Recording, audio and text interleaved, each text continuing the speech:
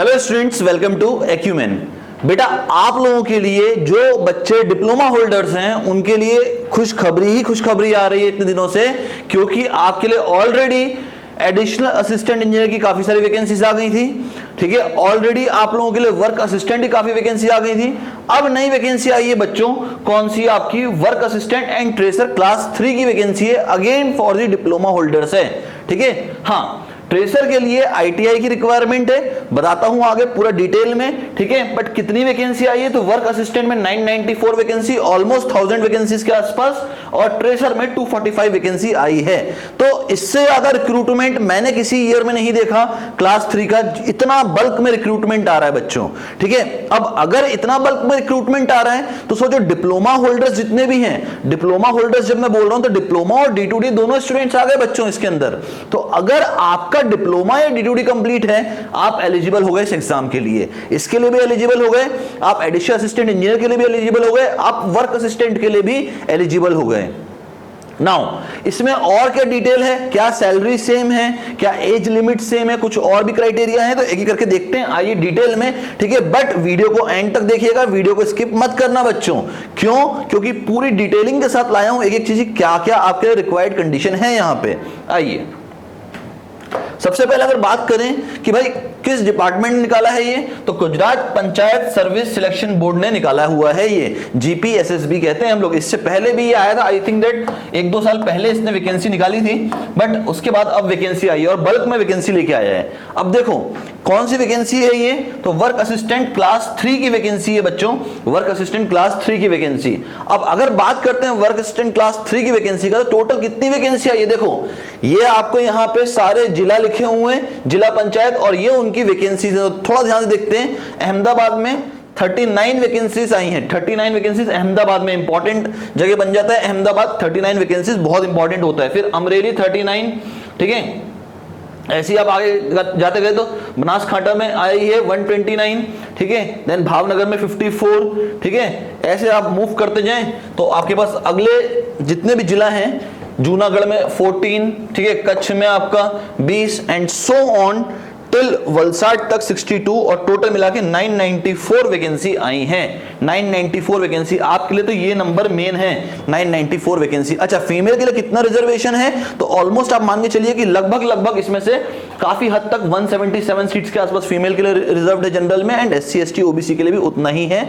ठीक है, but main ये है नंबर कि आपके लिए 994 वैकेंसीज तो है ही है बेटा। ठीक है, इतनी तो वैकेंसी है ही है इसके अंदर। नाउ इसके अलावा कौन सी वैकेंसी आई है, तो भैया ट्रेसर वर्क 3 की वैकेंसी आई है, क्लास 3 की।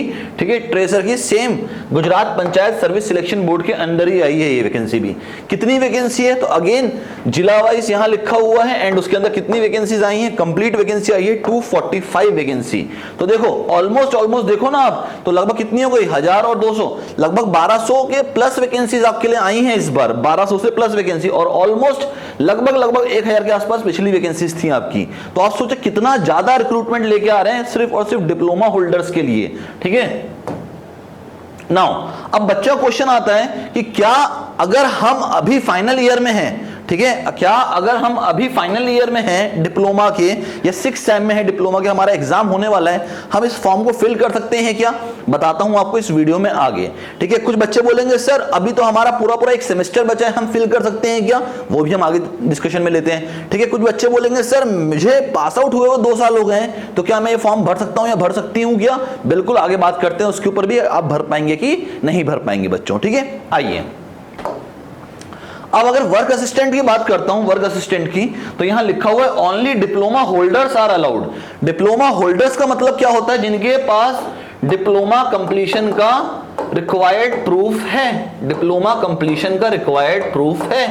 ठीक है, अब डिप्लोमा कंप्लीशन का मतलब क्या होता है भाई? डिप्लोमा के सारे 6 सेमेस्टर पार करने के बाद आपका डिप्लोमा कंप्लीट माना जाता है, तब आपको सर्टिफिकेट मिलता है उसका। तो अगर वो सर्टिफिकेट आपके पास है तो आप इस एग्जाम के लिए अलाउड हैं।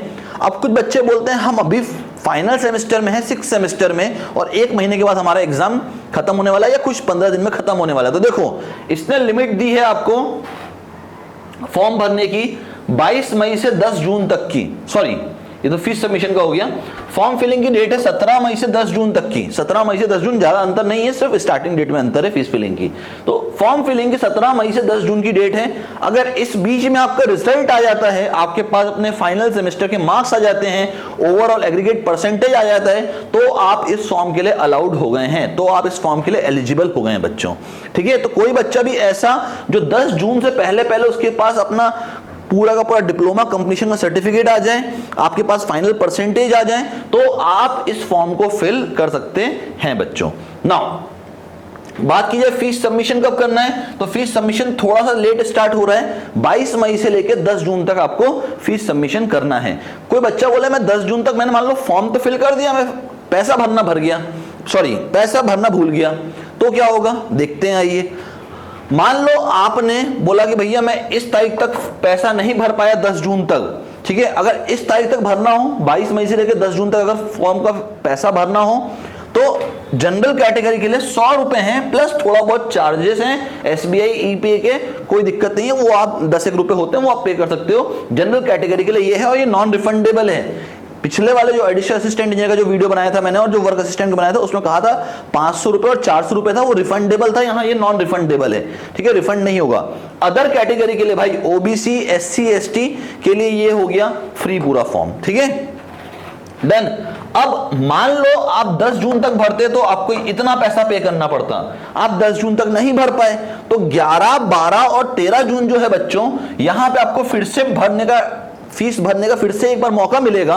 ठीक है, 11, 12 और 13 जून को आपको एक बार फिर से फीस भरने का मौका मिलेगा 500 रुपए पर। ये आपको जाना पड़ेगा, फेस टू फेस जाके गांधीनगर में जमा करके आना पड़ेगा ये पैसा। ठीक है, तो यहां तक की नौबत पहुंचने मत दो, उससे पहले ही फॉर्म फिल कर दो। ठीक है, आइए अब बात करते हैं यहां पे एज लिमिट क्या है। तो age limit same 18 to 33 years का है। सैलरी 26,000 से स्टार्ट होगी, मैक्सिमम 81,100 तक जाएगी, यानी सेम सैलरी स्ट्रक्चर है जैसा हमने वर्क असिस्टेंट का पिछले वाले में देखा था। हाँ, यहां पे किस चीज की रिक्वायरमेंट मैंडेटरी है, याद रखना, कंप्यूटर सर्टिफिकेट मैंडेटरी है यहां पे। तो अगर आपके पास नहीं है तो कुछ करके इसको कोशिश करके अभी ही निकलवा लो। ठीक है, अभी ही निकलवा के रख लो। ठीक है, क्योंकि ये मैंडेटरी है, आपको चाहिए ही पड़ेगा कंप्यूटर सर्टिफिकेट। ठीक है, डन। अच्छा, यहां पे गुजरात का बच्चा तो भर सकता है, मतलब इंडियन स्टूडेंट हर कोई भर सकता है। पिछले वीडियो में एक बच्चे ने पूछा था मुझसे, ठीक है, पिछले वीडियो में ही बच्चे ने कमेंट में पूछा था कि ये फॉर्म कौन कौन फिल कर सकता है। मैंने कहा था एवरीवन फ्रॉम इंडिया, कोई भी भर सकता है इस फॉर्म को। ठीक है, पर बच्चों ने फिर वहां पे बोला कि भैया नहीं, ये सिर्फ गुजरात का बच्चा भर सकता है। ऐसा नहीं है, पूरे फॉर्म में अगर आप देखें तो आप अगर इंडिया के सिटीजन हैं तो आप भर सकते हैं ये फॉर्म। ठीक है, इवन इस बार तो कहा है नेपाल के स्टूडेंट, नेपाल के सिटीजन हैं आप तो भी आप ये फॉर्म भर सकते हैं। अगर आप भूटान के सिटीजन हैं तो भी आप भर सकते हैं। और भी पर्टिकुलर कंट्रीज के नाम थे, बट ये 3 क्यों मैं बोल रहा हूं, क्योंकि यहाँ पे हिंदी थोड़ा बहुत समझ में आती है, इसलिए बता रहा हूं आपको। तो इंडियन सारे के सारे, हर स्टेट का बच्चा भर सकता है इस फॉर्म को अगर चाहे तो।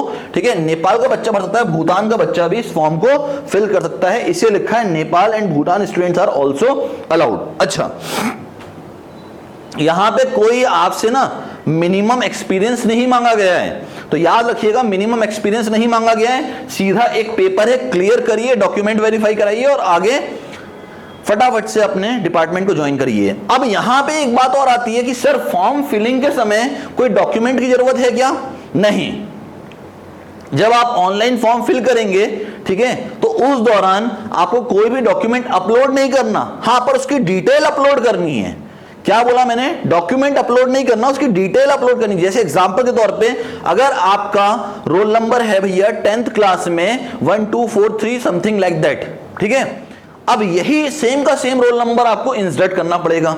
अगर आपके 10th में परसेंटेज है 76.20 तो आपको 76.20 ही डालना है। जो भी आपने डिटेल डाली है, जब आपका फाइनल सिलेक्शन हो जाएगा, जब आप डॉक्यूमेंट वेरीफाई कराने जाओगे तो वो पूरी डिटेल मैच करेंगे।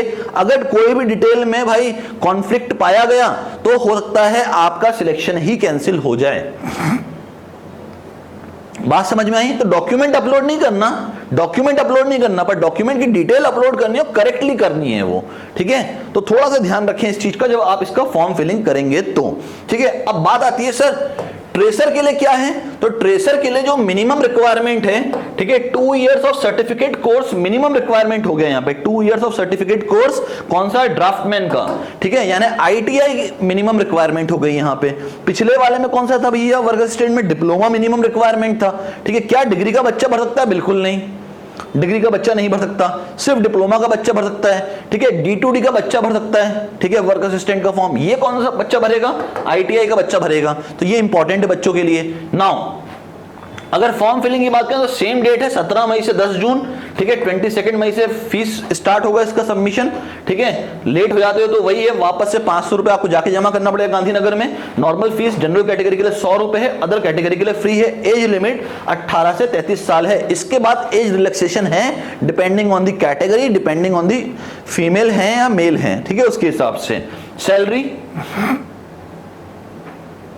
26,000 से 81,100 तक की सैलरी इसकी भी है, ठीक है। तो सैलरी सेम है, सब कुछ सेम है, पूरा पैटर्न सेम है, सिर्फ यहां पे क्या है, आपका मिनिमम रिक्वायरमेंट आईटीआई हो गया, बाकी सब कुछ सेम है। अब बात आती है पैटर्न की, पेपर का पैटर्न कैसा है, तो जरा ध्यान से देखना पेपर का पैटर्न। जो आपने पिछला वर्क असिस्टेंट का और एडिशनल असिस्टेंट का सिलेबस देखा था वो एग्जैक्टली सेम था। उसमें आपका क्या था, उसमें एक पोर्शन में था आपका डेटा इंटरप्रिटेशन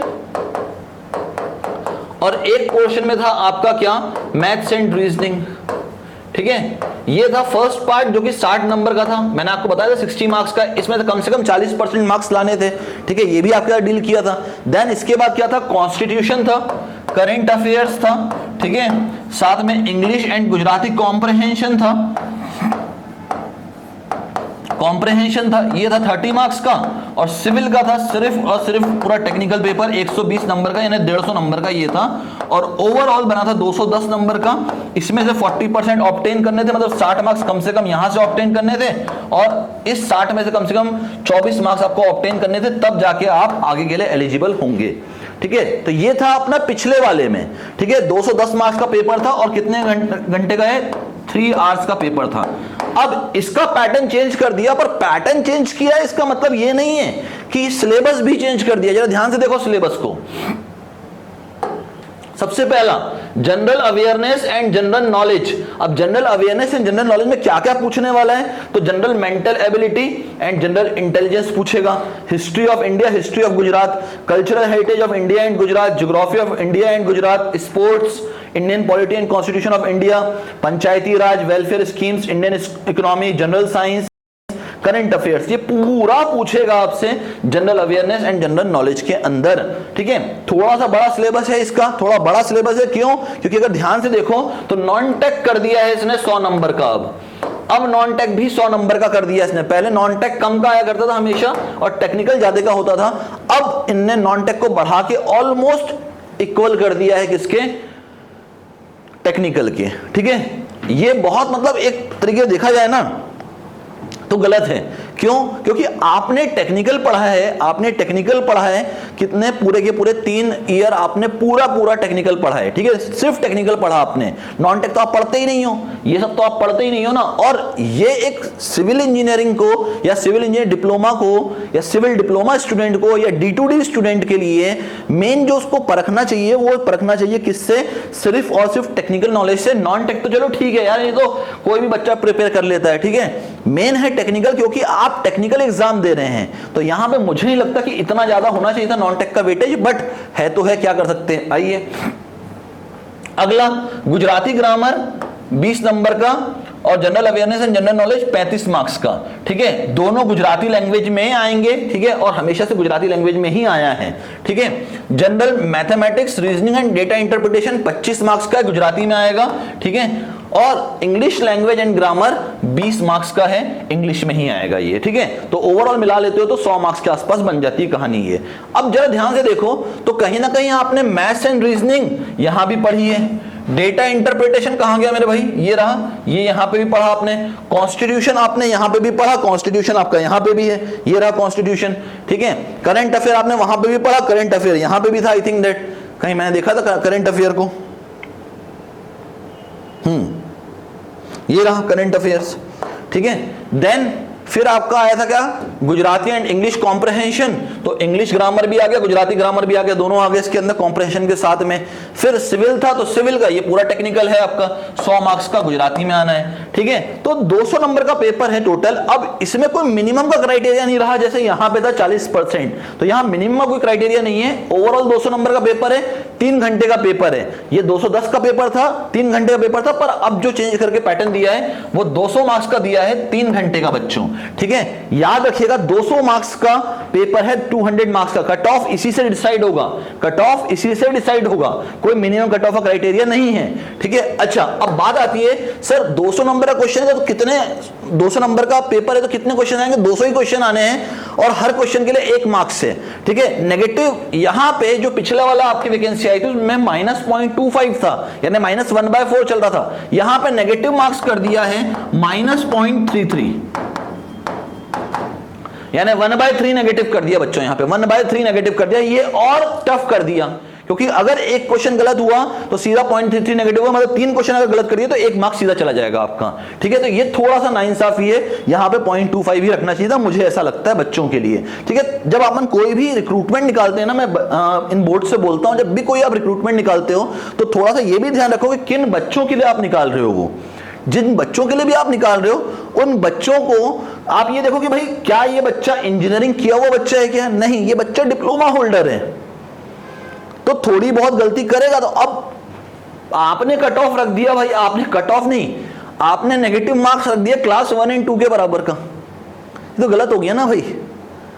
आज तक जितने भी क्लास 3 के एग्जाम्स हैं, जितने भी क्लास 3 के एग्जाम्स होते हैं उसमें 1/4 ही नेगेटिव चलता है। आप उठा के देख लो कोई भी पेपर, तो 0.33 नेगेटिव मुझे लगता है थोड़ा ज्यादा कर दिया, ठीक है। दिखने में 0.33 लगता है ना कि 0.25 और 0.33 में कितना अंतर है, सिर्फ 0.08 मार्क्स का तो अंतर है भाई। अच्छे अच्छे बच्चों का सिलेक्शन रुक जाता है because of this negative marks, ठीक है। जहां पे 4 क्वेश्चन में 1 नंबर जा रहा है, वहां 3 ही क्वेश्चन में 1 नंबर निपट जाएगा आपका, तो ये भी थोड़ा ध्यान रखिएगा, ठीक है। अब बात आती है सर ये सिलेबस तो वर्क असिस्टेंट का है, तो ट्रेसर का सिलेबस क्या है? सेम सिलेबस है ट्रेसर का भी, सेम का सेम सिलेबस है, ठीक है। सेम का सेम सिलेबस है ट्रेसर का भी, तो ट्रेसर के लिए अलग से नहीं है सिलेबस, यही सेम का सेम सिलेबस ट्रेसर के लिए भी है। अब बात आती है सर अगर हमें ये बैच ज्वाइन करना है तो आपका बैच कब से स्टार्ट हो रहा है? बैच ऑलरेडी प्रोग्रेस में है बच्चों, ठीक है। पहला सब्जेक्ट स्टार्ट कर दिया है आपका, ठीक है। पहला सब्जेक्ट स्टार्ट हो गया एनवायरमेंटल इंजीनियरिंग, जो कि आपके एग्जाम का एक बहुत इंपॉर्टेंट सब्जेक्ट बनता है, ठीक है। तो अगर आप लोग स्टार्ट करना चाहते हैं अपने बैच को, तो मैंने जैसे पिछले बार की जो प्राइसिंग रखी थी सेम प्राइसिंग रख रहा हूं। कोई बच्चे को अगर रिकॉर्डेड बैच चाहिए, सिर्फ रिकॉर्डेड बैच, ठीक है, तो आपके एग्जाम्स तक की वैलिडिटी के लिए ये मैं आपको देता हूं 5000 रुपीज में सीधा। मैं कोई भी इस पे डिस्काउंट एक्स्ट्रा आपको दिखा नहीं रहा हूं, ऑलरेडी डिस्काउंटेड प्राइस ही दे रहा हूं मैं आपको, सीधा डिस्काउंटेड प्राइस, कोई उसमें नेगोशिएशन का कोई है ही नहीं, बार्गेनिंग का कुछ भी नहीं है यहाँ पे, ठीक है। कोई बच्चा बोलता है नहीं मुझे रिकॉर्डेड बैच विथ चाहिए, क्या टारगेट, कि मैं रोज का टारगेट मुझे मिले और फिर मैं उसके आगे कंप्लीट करूं, तो ये आपका हो जाएगा 7500 रुपए का, 7500 रुपए का, ठीक है। कोई बच्चा बोलता है नहीं मुझे तो लाइव बैच ही चाहिए, जिसमें मुझे लाइव बैच, रिकॉर्डिंग, मेंटरिंग सब कुछ चाहिए, तो ये आपका आएगा 12000 रुपए का with soft copy of books, ठीक है। और अगर हार्ड कॉपी ऑफ बुक्स के साथ जाते हैं तो 17000 रुपए का आएगा, ठीक है। आई होप दैट आपको विजिबल होगा सब कुछ, ठीक है। तो यहां पे जो मैंने लिखा है, यहां पे जो मैंने लिखा है 5000 रुपए का आपका रिकॉर्डेड बैच है, recorded batch plus target, daily target 7500 रुपए का रहेगा, और लाइव बैच आपका 12000 रुपए का with soft copy of books, ये भी सॉफ्ट कॉपी ऑफ बुक्स के साथ ही है, ठीक है। और अगर हार्ड कॉपी ऑफ बुक्स का जाना है तो 17000 रुपए का रहेगा आपका कौन सा लाइव बैच, ठीक है।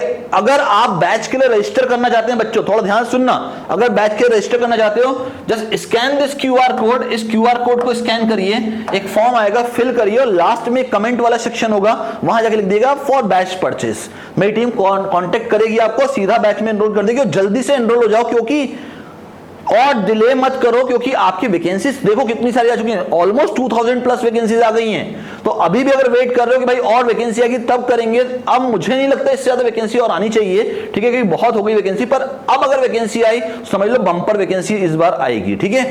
तो फटाफट से बैच ज्वाइन करने के लिए आप इसको स्कैन करिए, फॉर्म को फिल करिए और लास्ट पॉइंट में लिख दीजिएगा फॉर बैच परचेस, हमारी टीम आपसे कांटेक्ट कर लेगी। अगर ये भी नहीं हो पाता, ये रहा नंबर, इस पे भी कांटेक्ट कर सकते हैं 9879387738। बच्चा बोलता है अगर मैं इसको स्कैन करके नहीं जा पा रहा हूं तो कैसे जाऊंगा, तो डिस्क्रिप्शन में भी मैंने लिंक डाला हुआ है, वहां जाके भी आप फॉर्म फिल कर सकते हैं।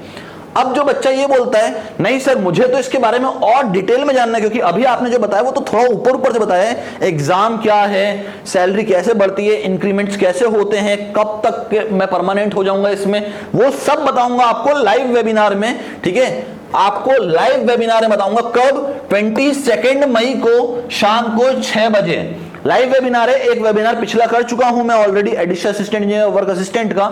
सेकंड वेबिनार होने जा रहा है फॉर दी अपकमिंग वैकेंसीज जो अब आई हुई हैं और जो आने वाली एक्सपेक्टेड कब है, 22 मई को शाम को 6 बजे है। जितने बच्चे भी इस लाइव वेबिनार को अटेंड करना चाहते हैं, just scan this QR code, इस क्यूआर कोड को स्कैन करिए, फॉर्म को फिल करिए, मेरी टीम आपसे कांटेक्ट कर लेगी और आपको वेबिनार की लिंक मिल जाएगी। ठीक है, बट फॉर्म फिल करना मैंडेटरी है बच्चों, मैंडेटरी है फॉर्म फिल करना, बिना फॉर्म फिल किए तो कुछ भी नहीं हो पाएगा। तो फॉर्म फिल करना मैंडेटरी है, scan this QR code, form fill करिए, मेरी टीम आपसे कांटेक्ट कर लेगी। जल्दी से करो ये, ठीक है, जल्दी से इसको स्कैन करो, क्योंकि वेबिनार की डेट बहुत ज्यादा पास नहीं है भैया, 22 मई को है। ठीक है, या ये बोल लो आपके लिए जो एक सिर्फ और सिर्फ एक मात्र रास्ता है इनके बारे में और डिटेल में जानने का, इन वैकेंसीज के बारे में, वो ये लाइव वेबिनार है। इसमें बताऊंगा आपको इन डिटेल में क्या सब्जेक्ट आने वाले हैं, क्या वेटेज है, कैसे क्रैक होता है पेपर, ये सब बताऊंगा आपको। इसमें मात्र और मात्र 40 से 45 मिनट का वेबिनार होता है, पर इसमें आपको इफेक्टिवली सब कुछ बता देता हूं मैं।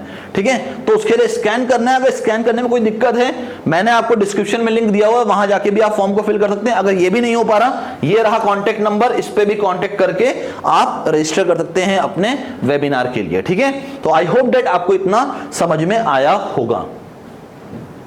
अब कुल मिला के बात इतनी सी है बच्चों, अब कुल मिला के बात इतनी सी है, आपकी वैकेंसीज आ चुकी हैं। वैकेंसी कौन सी आ चुकी है, एडिशनल असिस्टेंट इंजीनियर आ चुका है, वर्क असिस्टेंट आ चुका है, देन वर्क असिस्टेंट पंचायत में भी आ चुका है, एंड देन आपका ट्रेसर भी आ चुका है। तो अभी तक इतनी वैकेंसीज आपके लिए आ गई हैं कि मतलब एक प्रिपरेशन करने के लिए हमें मिनिमम नंबर ऑफ वैकेंसी चाहिए होती है, और मिनिमम से तो बहुत ज्यादा नंबर ऑफ वैकेंसीज आ चुकी हैं क्लास 3 के लिए, जो डिप्लोमा होल्डर्स हैं, डिप्लोमा टू डिग्री हैं, ठीक है, जिसको हम लोग D2D कहते हैं, या ITI कंप्लीटेड हैं। ठीक है, आपके लिए वैकेंसीज आ चुकी हैं। अभी भी नहीं फॉर्म फिल करोगे, अभी भी बैच नहीं ज्वाइन करोगे, देखो बैच बच्चा कौन सा ज्वाइन करता है, जिस बच्चे को सही में होता है कि भाई इस बार मुझे पेपर क्लियर करना है, इस बार मुझे पेपर क्लियर करना है, वही बच्चा ज्वाइन करेगा बैच को। ठीक है, अगर आप इमीडिएटली ज्वाइन नहीं कर पा रहे हैं तो मैंने आपको बताया है वेबिनार अटेंड करिए, वेबिनार में आपको सब कुछ बताया जाएगा। बट ऑलरेडी बैच आपका स्टार्ट हो चुका है, जितना डिले करोगे उतना आपके सब्जेक्ट्स छूटते जाते हैं बच्चों। रिकॉर्डिंग मिलेगी, पर मैं बहुत ज्यादा आपको रिकॉर्डिंग पर रिलाई करने को नहीं बोलता हूं, मैं हमेशा बोलता हूं लाइव पढ़ो। लाइव पढ़ने में क्या होता है, आपके डाउट तुरंत तुरंत क्लियर होते हैं और तुरंत तुरंत आपको समझ में भी आना शुरू हो जाता है वो चीज। ठीक है, टाइम ज्यादा नहीं लगता। रिकॉर्डिंग में क्या होता है, आगे पीछे मूव करके बार बार देखना पड़ता है, टाइम ज्यादा लग जाता है। ठीक है बच्चों, डन। तो अगर आप लोग सही में अपने एक बेटर फ्यूचर को सोच रहे हैं, ठीक है, अपने एक फ्यूचर को बहुत अच्छे शेप करने का सोच रहे हैं, अटेंड दिस वेबिनार। ठीक है, by scanning this QR code, सीधा स्कैन करिए, वेबिनार के लिए आपको लिंक मिल जाएगी। ऑन दिस पॉजिटिव नोट खत्म करते हैं इस वीडियो को यहीं पे, मिलते हैं नेक्स्ट वीडियो में। Till then bye bye everyone and thanks for watching this video.